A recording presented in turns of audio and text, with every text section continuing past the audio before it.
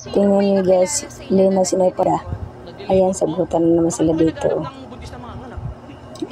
Hindi, tanga. Labor. Nagkakarpintero gumagawa ng bahay. Kayo kinakausap ko kayo na maayos, ha? Sorry naman po. Sana po linawin niyo kasi. Pero meron po akong kilala si Onyel po. Kaso, baka po may racket po ngayon yun eh. Tawagin mo nga, sabihin mo may papagawa ako kamo. Bilis.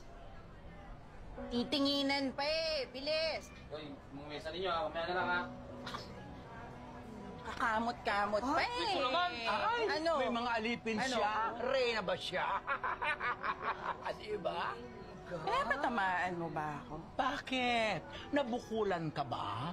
Kung nabukulan ka, ikaw nga ang pinatatamaan ko. Kung hindi, sa susunod, titiyakin ko na tatamaan ka at mabubukulan ka. Alam ko kaibigan mo si Marites. Yes.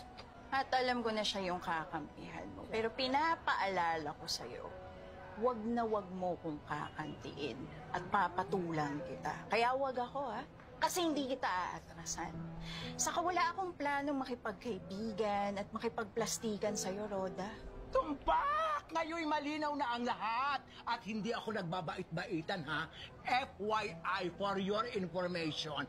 Tambay ako sa guidance office at sa principal's office nung bata pa ako. At ngayon sa barangay hall at sa presinto, wala akong inaatrasan. Tama!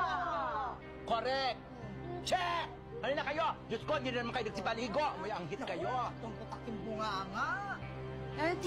Tingin nyo.